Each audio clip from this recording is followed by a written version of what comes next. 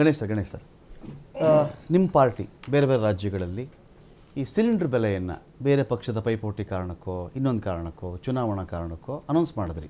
Cylinder ನಾವು ಕೂಡ ಕೆಲವು ಕಡೆ 450 ಇರಬೇಕು, ಕೆಲವು ಕಡೆ 5 ರೂಪಾಯಿ ಇರಬೇಕು. ಗಣೇಶ್ಜಿ ನೀವು ಕರೆಕ್ಷನ್ ಮಾಡ್ಕೊಳ್ಳಿ, 10 ರೂಪಾಯಿ ಆ ಕಡೆ ಇದ್ದರೆ ತುಂಬ ಖುಷಿಪಟ್ಟೆ ನಾನು ಫ್ರ್ಯಾಂಕ್ಲಿ. ಯಾಕೆಂದರೆ ಈ ಸಿಲಿಂಡರ್ ಕೊಡೋ ವಿಚಾರ ಇದೆಯಲ್ಲ, ನರೇಂದ್ರ ಮೋದಿಯವರೇ ಹೇಳಿದ್ದ ಮಾತು.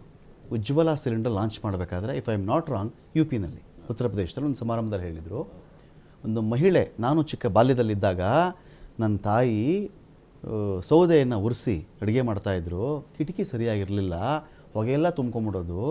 ಈ ಸೌದೆ ಒಲೆ ಹೊಗೆ ತುಂಬ್ತಾ ಎದೆಗೂಡೆಲ್ಲ ಹೊಗೆ ತುಂಬ್ಕೊಂಬಿಡುತ್ತೆ. ಇದನ್ನು ನೋಡಿ ಇವತ್ತು ಈ ದೇಶದ ಮಹಿಳೆಯರಿಗೆ ಈ ಸಿಲಿಂಡರ್ ಕೊಡೋದ್ರಿಂದ ಹೊಗೆ ಮುಕ್ತರಾಗ್ತಾರೆ. ಒಂದೊಂದು ಸಲ ಅಡುಗೆ ಮಾಡಿದಾಗಲೂ 400 ಸಿಗರೇಟ್ ಸೇದಕ್ಕೆ ಸಮ ಆಗ್ಬಿಡೋದು ಸೋಂಕು ಅಂದಾಗ ಆ ಚಿಂತನೆ ಅದ್ಭುತ.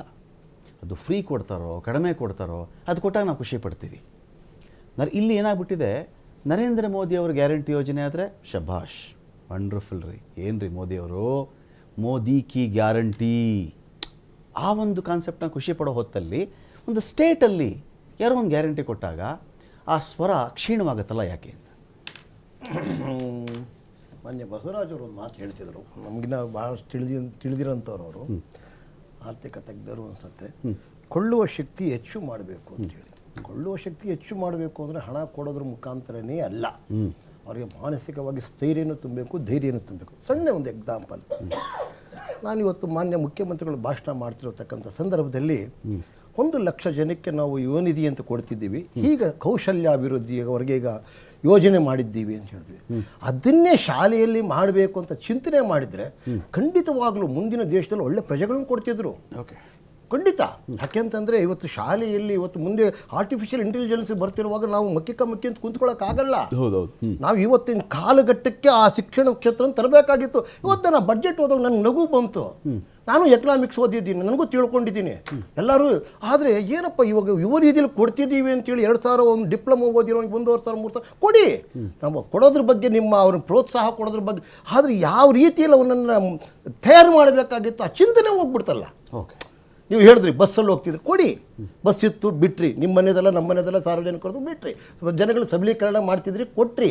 ಆದರೆ ಅವರಿಗೆ ಮತ್ತಷ್ಟು ಮೂಲಭೂತ ಸೌಕರ್ಯಗಳು ಬೇಕು. ಕ್ಯಾಪಿಟಲ್ ಇನ್ವೆಸ್ಟ್ಮೆಂಟ್ ಮಾಡಿ ಆ ಮಗು ಶಾಲೆಗೆ ಬರಬೇಕು. ಬಸ್ ಬಿಡಿ, ಬಸ್ಗಳಿಲ್ಲ. ಮೊನ್ನೆ ನೋಡ್ಬೇಕು 4,000 3,000 ಒಂದು 100 ಟ್ರಿಪ್ ಬಸ್ ಕ್ಯಾನ್ಸಲ್ ಮಾಡ್ತಾ ಇದ್ದಾರೆ. ಓಕೆ, ಆ ಚಿಂತನೆ ಬರಬೇಕು. ಅದಕ್ಕೆ ನಾನು ಹೇಳಿದ್ದು, ಮಾನ್ಯ ಮುಖ್ಯಮಂತ್ರಿಗಳು 14 ವರ್ಷಗಳ ಬಜೆಟಲ್ಲಿ ಮಂಡಿಸಿದಂಥ ಸಾಮಾಜಿಕ ಕಳಕಳಿ ಇಲ್ಲ, ಸಾಧನೆಗಾಗಿ ಮಂಡಿಸಿದ್ದಾರೆ. ಹಾಗಾಗಿ ನಾನು ಆ ವಿಚಾರದಲ್ಲಿ ನೀವು ಹೇಳಿದ್ರಿ ಈಗ ಓಕೆ, ನಾವು ನೋಡಿ ಮೊನ್ನೆನೂ ಡಿಬೇಟ್ ಮಾಡುವಾಗ ಕಾಂಗ್ರೆಸ್ ಪಕ್ಷ ಈ ಗ್ಯಾರಂಟಿಗಳ ಸುತ್ತಲೇ ಗಿರಿಕಿ ಹೊಡಿತಿದೆ ಅಂತ ನಾನು ಒಪ್ಪಲಿಲ್ಲ. ಖಂಡಿತ ಕೊಡಿ. ನಾವು ಮಧ್ಯಮ ವರ್ಗದಲ್ಲಿ ಇರತಕ್ಕಂಥ ಕಡು ಬಡವರಿಗೆ ನಾವು ಪ್ರೋತ್ಸಾಹ ಕೊಡಬೇಕಿದು ಸಾಮಾಜಿಕ ನೀತಿ, ಸರ್ಕಾರದ ನೀತಿ. ಮೋದಿ ಆಗಲಿ, ಸಿದ್ದರಾಮಯ್ಯ ಆಗಲಿ, ಇನ್ನೊಂದು ಪಕ್ಷ ಆಗಲಿ. ನಿಮ್ಮ ತಕರಾರು ಏನಿಲ್ಲ? ನನ್ನ ತಕರಾರು ಏನು ಅಂತಂದರೆ ಸರಿಯಾದ ರೀತಿಯಲ್ಲಿ ಇಂಪ್ಲಿಮೆಂಟ್ ಮಾಡ್ತಿಲ್ಲ. ನೀವು ಶಾಲೆ ಅಂತಂದ್ರೆ ಶಾಲೆಗಳಲ್ಲಿ ಈಗ 2,000 ಶಾಲೆ, ಯಾವ ಶಾಲೆಯಲ್ಲಿ ಟೀಚರ್ಸ್ ಇದ್ದಾರೆ ಸರ್? ನೋಡಿ ಸರ್, ಸಾವಿರಾರು ಗಟ್ಟಲೆ ಟೀಚರ್ಸ್ಗಳಿಲ್ಲ ಸರ್, ಟೀಚರ್ಸ್ಗಳಿಲ್ಲ. ಮಾಡಕ್ ಹೋದ್ರಿ ಅವಾಗೆಲ್ಲ ಅನ್ಯಾಯ, ಲಂಚಾವತಾರ, ಅದು ಇದು. ಈಗ ಲಂಚಾವತಾರಕ್ಕೂ ಬರ್ತೀನಿ. ಮಾನ್ಯ ಸ್ನೇಹಿತರು ಹೇಳಿದ್ರು 40%. ನೀವು ರಿಕ್ರೂಟ್ ಮಾಡಿದ್ರು ಖುಷಿ ಪಡ್ತಾ ಇದ್ದೇನೆ. ಒಂದು ನಿಮಿಷ ರಮಕಾಂತ್, ಮಾನ್ಯ ಸ್ನೇಹಿತರು ಹೇಳಿದ್ರು 40%. ಆಯ್ತಪ್ಪ, 40% ತಿಂದ್ವೋ ಉಣ್ದ್ವೋ ಏನೋ, ನೀವು ಬಂದ್ರಿ ಮಾಡಿದ್ರಿ, ಏನೋ ಆಯ್ತು, ಜನಕ್ಕೆ ಕನ್ವಿನ್ಸ್ ಮಾಡಬೇಕು, ಕುಣಿಸಿದ್ರೋ ಅಥವಾ ಸರಿ ಇಲ್ಲ ಅಂತ ಹೇಳಿದ್ರು, ನಿಮ್ಗೆ ಆಯ್ತು. 40% ಬಂದ್ಮೇಲೆ 50% ನಡೀತಾ ಇದೆ. ನಮ್ಮ ಸರ್ಕಾರದಲ್ಲಿ ಕಾಸು ಕೊಟ್ಟು ಕೆಲಸ ಮಾಡಿಸ್ಕೊಬೇಕು ಅಂತ ಹೇಳಿದವ್ರು ನಾವ ಅಲ್ಲ.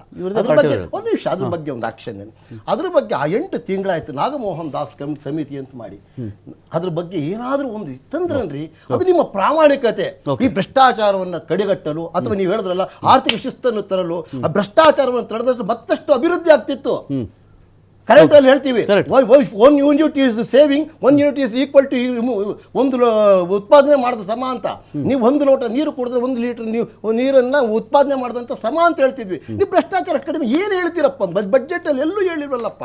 ಸುಮ್ಮನೆ ದುಡ್ಡನ್ನು ಅಕ್ಕಿಗಿಷ್ಟು, ಬೇಳೆಗಿಷ್ಟು, ರಾಗಿಗಿಷ್ಟು, ಬಟ್ಟೆಗಿಷ್ಟು, ಸ್ಕೂಲ್ಗಿಷ್ಟು, ಇದು ಎಲ್ಲರೂ ಮಾಡಿದ್ದಾರೆ. ಸಿದ್ದರಾಮಯ್ಯನವ್ರು ನಾವು ನಿರೀಕ್ಷೆ ಮಾಡಿಲ್ಲ. ಓಕೆ, ಒಂದು ನಿಮಿಷ, ಇವ್ರು 40% ಅಂತ ಹೇಳಿದ್ರು, 50% ಆಗಿದೆ ಅಂತ ನಾವು ಹೇಳಿದ್ವಲ್ಲಪ್ಪ.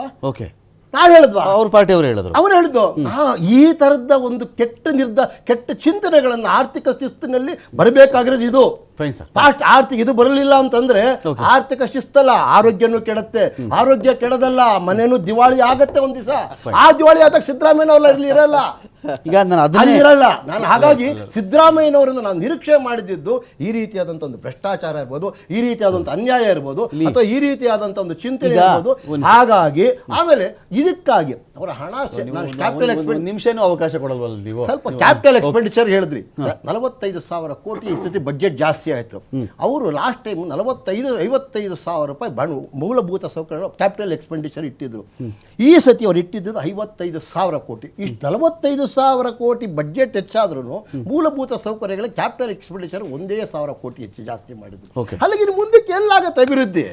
ದೇಶ ಅಭಿವೃದ್ಧಿ ಆಗತಕ್ಕಂಥದ್ದು ನೀವು ಮೂಲಭೂತ ಸೌಕರ್ಯಗಳು ಕೊಡಿ, ಕುಡಿಯೋ ನೀರು ಕೊಡಿ, ಗ್ರಾಮೀಣ ಬಗ್ಗೆ ಇದು ಕೊಡಿ. ಆಮೇಲೆ ಶಿಕ್ಷಣ ವಿಚಾರ ಇಂಡಿವಿಜುವಲ್ ಆಗಿ ಬಂದಾಗ ಶಿಕ್ಷಣದ ವಿಚಾರದ ಬಗ್ಗೆನೂ ಮಾತಾಡ್ತೀನಿ, ಪ್ರತಿಯೊಂದು ಇಲಾಖೆಗಳ ಬಗ್ಗೆನೂ ಮಾತಾಡ್ತೀನಿ.